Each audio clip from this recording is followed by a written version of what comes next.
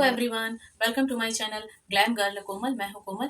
तो आज मैं आप लोगों के साथ शेयर करने वाली हूं कुछ हैबिट्स के बारे में, जिसको आप अगर इन हैबिट्स को फॉलो करती हैं तो आपके बालों के टूटने की समस्या क्या होती है वो डेफिनेटली कम हो जाएगी।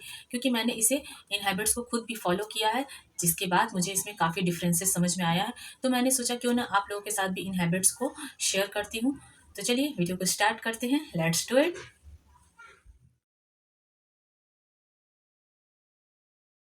फ्रेंड्स, हमारा जो फर्स्ट हैबिट आता है वो है स्ट्रेस लेना। अगर हम बहुत ज़्यादा स्ट्रेस लेते हैं तो इसका असर हमारे क्या होता है कि सीधे बालों पर आता है। इससे क्या होता है कि हमारे बाल झड़ने की समस्या वो क्या होती है, वो धीरे धीरे से बढ़ने लगती है। और स्ट्रेस लेने से हमारे बालों पर ही मैं क्या कहूँ, स्ट्रेस लेने से हमारे हेल्थ पर भी, हमारे फेस पर, हमारे पूरे बॉडी पर इसका असर पड़ता है। और यहाँ तक कि इसका असर हमारे पूरे लाइफ स्टाइल पर पड़ता है। तो अगर आप स्ट्रेस लेती हैं तो इससे क्या होता है कि आपकी बाल टूटने की समस्या बहुत ज़्यादा बढ़ जाती है। तो इसीलिए आप स्ट्रेस फ्री रहिए। अब आप कहेंगे कि लाइफ है तो स्ट्रेस तो रहेगा ही, ये कैसी बातें कर रही हो कोमल।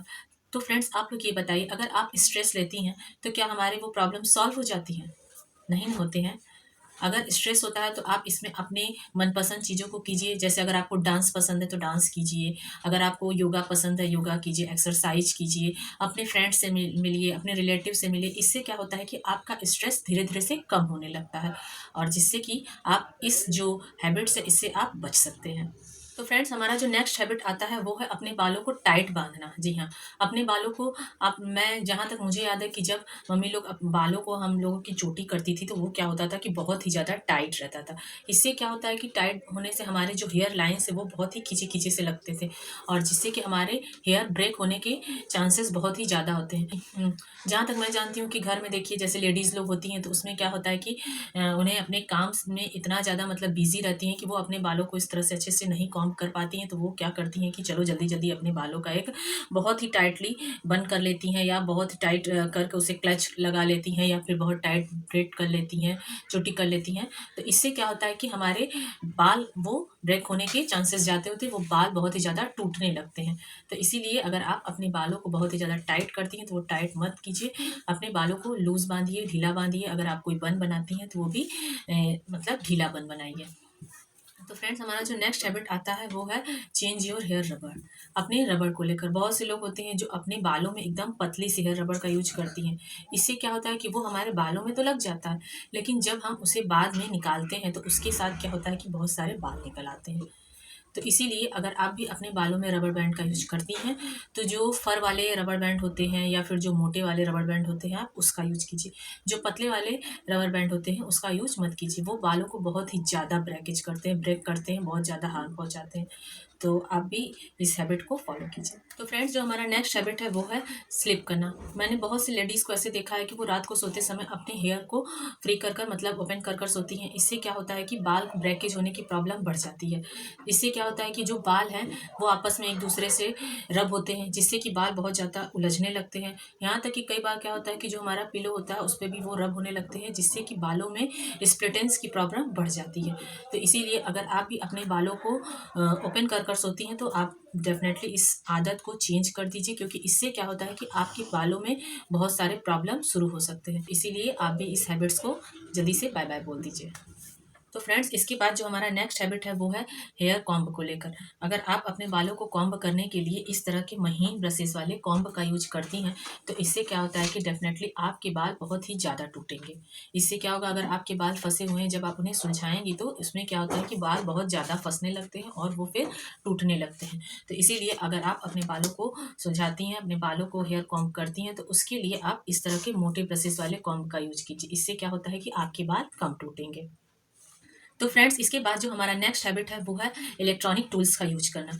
अगर आप भी अपने बालों में हेयर स्ट्रेटनर का यूज करती हैं, या फिर हेयर ड्रायर का यूज करती हैं, या फिर हेयर कर्लर का यूज करती हैं, तो इससे क्या होता है कि बाल टूटने की प्रॉब्लम्स बढ़ जाती है। अगर आप अपने बालों में हेयर कर्ल करना चाहती हैं तो हिटलेस हेयर कलर का यूज कीजिए। अगर हेयर ड्रायर का यूज करना चाहती हैं तो आप इसकी जगह नेचुरली अपने बालों को ड्राई कीजिए। और रहा बात हेयर स्ट्रेटनर का, अगर आप हेयर स्ट्रेटनर यूज करती हैं तो आप अपने बालों में पहले सीरम को अप्लाई कीजिए और उसके बाद ही आप हेयर स्ट्रेटनर का यूज कीजिए। इससे क्या होता है कि जो हेयर टूल्स का जो इफेक्ट होता है वो सीधे आपके बालों पर नहीं पड़ता है। वो हेयर सीरम क्या होता है कि आपके बालों को जो हीट प्रोटेक्टर होता है उससे बचाता है। फ्रेंड्स इसीलिए आप हेयर टूल्स का यूज क्या कीजिए, कम कीजिए। इससे क्या होता है कि आपके बाल हेयर ब्रेक होने के चांसेस कम हो जाएंगे। तो फ्रेंड्स इसके बाद जो हमारा नेक्स्ट हैबिट आता है वो है शैम्पू और कंडीशनर को लेकर। अगर आप शैम्पू का यूज करती हैं जब भी, तो उसे आप सीधे अपने हैंड पर लेकर उसके बाद सीधे अपने स्कैल्प पर मत अप्लाई कीजिए। आप सबसे पहले एक बाउल में उसे निकालिए और उसमें वाटर को मिक्स कीजिए, उसके बाद ही आप उसे अपने हेयर में अप्लाई कीजिए। अगर आप सीधे डायरेक्ट शैम्पू को अप्लाई करती हैं तो इससे क्या होता है कि आपके हेयर ब्रेकेज के चांसेस बढ़ जाते हैं, हेयर प्रॉब्लम्स उसमें शुरू हो जाती हैं। और कंडीशनर की बात करते हैं तो कंडीशनर को आप कभी भी स्कैल्प पर अप्लाई मत कीजिएगा। कंडीशनर को हमेशा अपने लेंथ पर अप्लाई कीजिएगा। अगर आप स्कैल्प पर अप्लाई करती हैं तो इससे क्या होता है कि आपके हेयर के जो पोर्स होते हैं वो क्लॉग हो जाते हैं, और जिससे कि आपके जो हेयर ब्रेक के चांसेस वो बढ़ जाते हैं। तो इसीलिए आप इन हैबिट्स को भी फॉलो कीजिए। तो फ्रेंड्स इसके बाद जो हमारा नेक्स्ट हैबिट आता है वो है बालों में हेयर ऑयलिंग को लेकर।